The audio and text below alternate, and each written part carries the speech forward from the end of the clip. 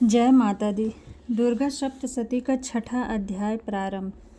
मैं सर्वज्ञेश्वर भैरव के अंक में निवास करने वाली परम उत्कृष्ट पद्मावती देवी का चिंतन करता हूँ। वे नागराज के आसन पर बैठी हैं। नागों के फड़ों में सुशोभित होने वाली मणियों की विशाल माला से उनकी देह लता उद्भासित हो रही है। सूर्य के समान उनका तेज है। 3 नेत्र उनकी शोभा बढ़ा रहे हैं। वे हाथों में माला, कुंभ, कपाल और कमल लिए हुए हैं तथा उनके मस्तक में अर्धचंद्र का मुकुट सुशोभित है। ऋषि कहते हैं, देवी का यह वचन सुनकर दूत को बड़ा अमर्ष हुआ और उसने दैत्यराज के पास जाकर सब समाचार विस्तार पूर्वक कह सुनाया। दूत के उस वचन को सुनकर दैत्यराज कुपित हो उठा और दैत्य सेनापति धूम्रलोचन से बोला, धूम्रलोचन, तुम शीघ्र अपनी सेना साथ लेकर जाओ और उस दुष्टा के केश पकड़कर घसीटते हुए उसे बलपूर्वक यहाँ ले आओ। उसकी रक्षा करने के लिए यदि कोई दूसरा खड़ा हो तो वह देवता, यक्ष अथवा गंधर्व ही क्यों न हो, उसे अवश्य मार डालना।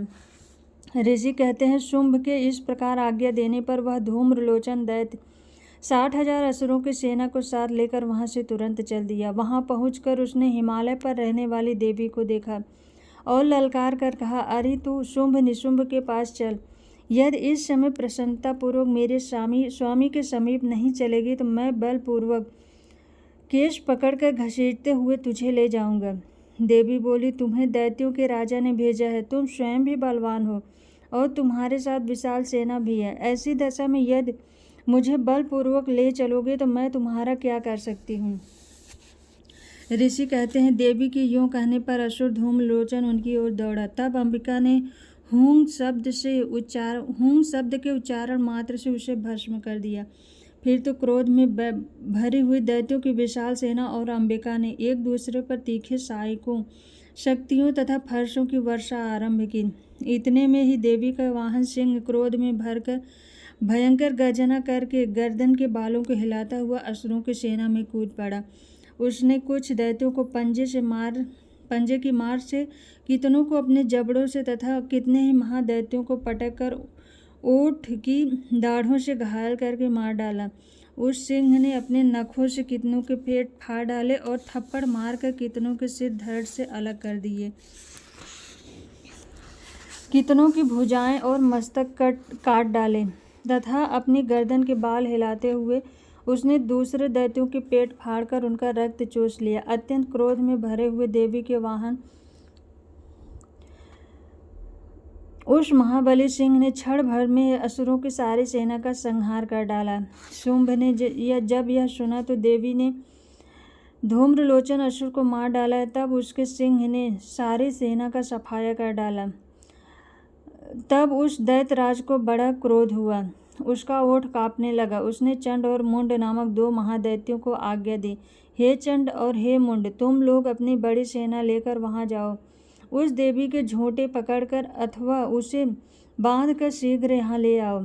यदि इस प्रकार उसको लाने में संदेह हो तो युद्ध में सब प्रकार के अस्त्र शस्त्रों तथा समस्त आसुरी सेना का प्रयोग करके उसकी हत्या कर डालना।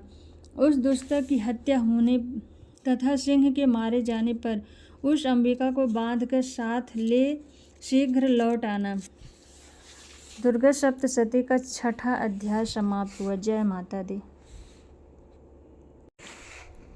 दुर्गा सप्तशती का 7वां अध्याय प्रारंभ। चंड और मुंड का वध। मैं मातंगी देवी का ध्यान करता हूँ। वे रत्न में सिंहासन पर बैठकर पढ़ते हुए तोते का मधुर शब्द सुन रही हैं।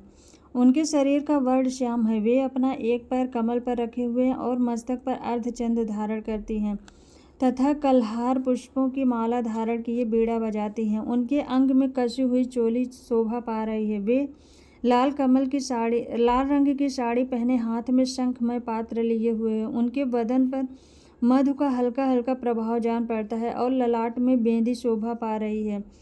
ऋषि कहते हैं, तदंतर शुंभ की आज्ञा पाकर वे चंड, मुंड आदि दैत्य चतुरंगड़ी सेना के साथ अस्त्र शस्त्रों से सुसज्जित हो चल दिए। फिर गिरिराज हिमालय के सुवर्णमय ऊंचे शिखर पर पहुंचकर उन्होंने सिंह पर बैठी हुई देवी की देखा। वे मंद मंद मुस्कुरा रही थी उन्हें देखकर दैत्य लोग तत्परता से पकड़ने का उद्योग करने लगे। किसी ने धनुष तान लिया, किसी ने तलवार संभाली और कुछ लोग देवी के पास आकर खड़े हो गए। तब अंबिका ने उन शत्रुओं के प्रति बड़ा क्रोध किया। उस समय क्रोध के कारण उनका मुख काला पड़ गया, ललाट में भौहें टेढ़ी हो गई और वहां से तुरंत विकराल मुखी काली प्रकट हुई, जो तलवार और पास लिए हुए थी। वे विचित्र खड्वांग धारण किए और चीते की चर्म की साड़ी पहने नर मुंडों की माला से विभूषित थे।